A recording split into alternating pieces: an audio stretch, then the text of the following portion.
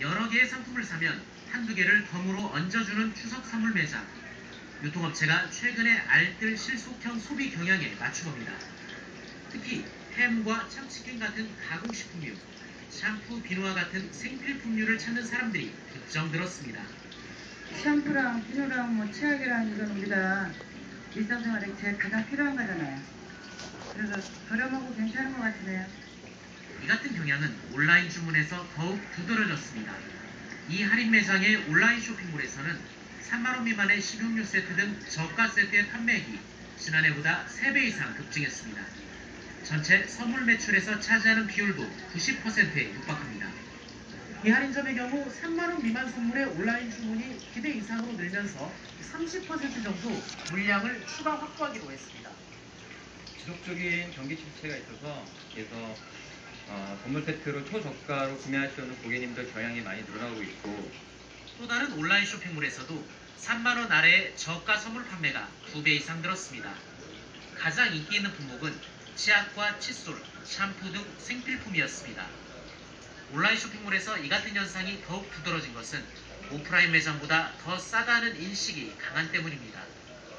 또 이른 추석에 과일 생육기간이 짧아 상품성이 떨어질 것으로 보고 유통업체들이 생필품 선물을 많이 준비한 것도 원인으로 분석됩니다. KBS 뉴스 지형철입니다. 소비자들이 이렇게 알뜰 구매를 하는 만큼 업체들도 좀 실속 있게 제품을 팔면 안 될까요? 아직도 이 선물의 알맹이보다 겉껍질, 포장이 더 크고 화려한 게 많습니다. 신지혜 기자가 단속 현장을 취재했습니다. 구청 단속반이 추석 선물 세트를 살핍니다. 사은품을 덤으로 끼워 넣어 부피를 키우고 상자 바닥에는 스티로폼을 두껍게 깔았습니다. 내용물에 비해서 박스가 크기 때문에 일단 과대 포장을 의심하시고 있습니다.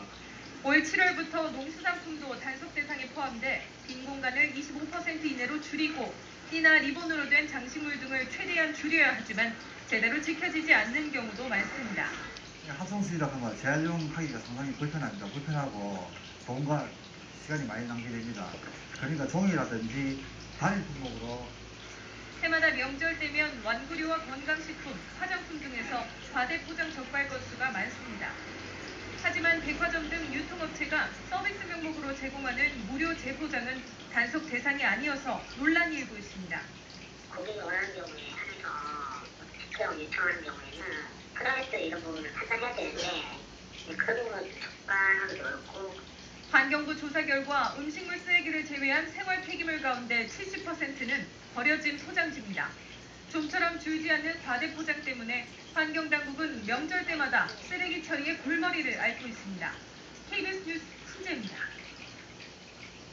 대출은 많은데 집값은 떨어지고 이런 집에 전세 들었다가 전세금 못 받는 경우 이른바 깡통 전세 피해를 막기 위한 보증제도가 실시됩니다. 황동준 기자.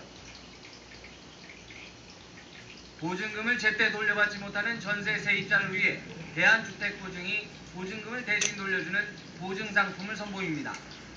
주택담보대출이 많거나 집값 하락으로 손해를 본 집주인이 계약이 끝난 뒤에도 보증금을 돌려주지 않는 이른바 깡통 전세 피해를 막기 위한 제도입니다. 보증상품 가입 대상은 수도권의 경우 보증금 3억 원 이하, 비수도권 지역은 보증금 2억 원 이하의 주택으로 가입자는 보증금의 0.19%를 매달 보증료로 내면 됩니다. 보증금 1억 원인 경우 월 16,000원 정도의 보증수수료를 부담하면 됩니다. 담배업계는 지난해 국내 시장 담배 총수요가 893억 개비로 지난 2011년보다 0.8% 줄었다고 밝혔습니다. 특히 올해 상반기에는 국내 시장 점유율의 62%가 넘는 KT&G의 반출량이 266억 개비로 지난해 같은 기간보다 1.5% 감소한 것으로 조사됐습니다. 이에 따라 담배업계는 올해 상반기의 담배 소비량이 역대 최소가 될 것으로 전망하고 있습니다. 한편 국내 담배 시장 총수요는 지난 2009년 948억 개비, 2010년 905억 개비 등으로 매년 감소세를 보이고 있습니다. KBS 뉴스 황동진입니다.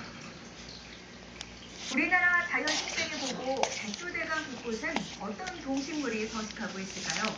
백두대간의 생태계와 생물 다양성 현황이 집대성된 첫 생태 지도가 완성됐습니다. 나신현 기자입니다. 변화무쌍 광어상 바위와 다양한 수목이 어울려 백두대간을 이어갑니다. 해발 1,500여 미터 한백산. 대표적 고산 층엽수 금비나무가 비탈을 숨었습니다. 하늘을 가린 신갈나무, 백두대간에서 가장 많은 수종입니다. 곰들의 나물이라고도 하는 보랏빛 고려 엉겅퀴와 후담스러운 미역지 등도 자랍니다. 한백산 구간을 대표하는 고산식물 주목입니다. 주목은 국립수목원에서 희귀식물로 지정해 보호하고 있습니다. 수백 살을 헤아리는 주목들이 고사되고 있습니다. 기후변화 때문에 저항력이 줄어든 탓으로 보입니다. 모든 생물의 근원은 뭐냐면 식물이고 생태계 내에서는 우리는 모르지만 큰 충격을 받고 있는 거예요. 생물 다양성 실태가